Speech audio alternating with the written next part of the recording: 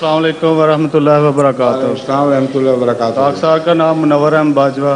جی حضور، میرا سوال رسول کریم صلی اللہ علیہ وسلم کی تاریخ پیدائش سے متعلق ہے، کیونکہ اکثر تاریخ احمدیت میں بھی اور ویسے بھی مفکرین جو ہیں وہ دو تاریخیں بیان کرتے ہیں، ایک 20 اپریل 570 عیسوی اور ایک 24 اپریل 571۔ تو اس میں کون سی صحیح تاریخ ہے؟ جماعت احمدیہ کا اس بارے میں کیا نقطہ نظر ہے؟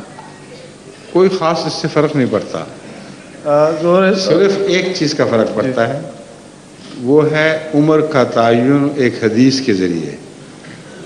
اگر حضرت صلی اللہ علیہ وآلہ وسلم کی عمر 62.5 سال سورج کے اعتبار سے اور 65 سال یہ چاند کے اعتبار سے ہو تو اس کو بیکورڈ کیلکولیٹ کر لیں، اگر وہ 70 پر جا کر ٹھہرتی ہے تو 70 والی تاریخ درست ہے، اگر 71 پر جا کے ٹھہرتی ہے تو 71 والی درست ہے۔ اتنی سی بات ہے۔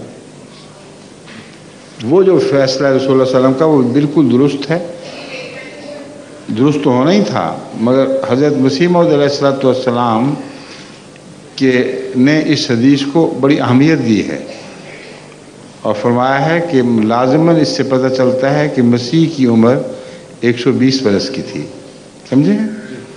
اسی حدیث کو دعوت الامیر میں حضرت مسلم موعود نے بھی بڑی اہمیت دی ہے، تو اس کو پکڑ لیں۔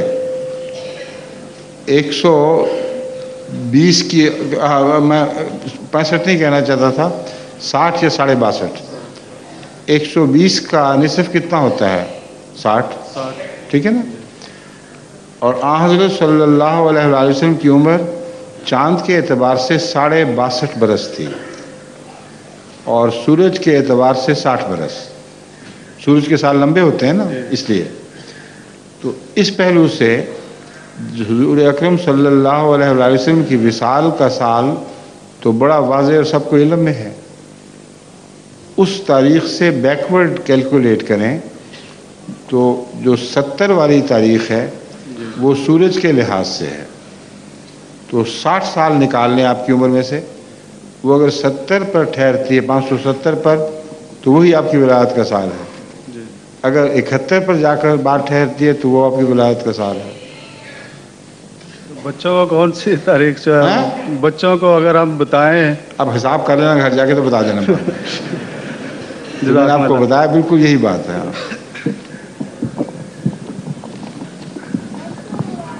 السلام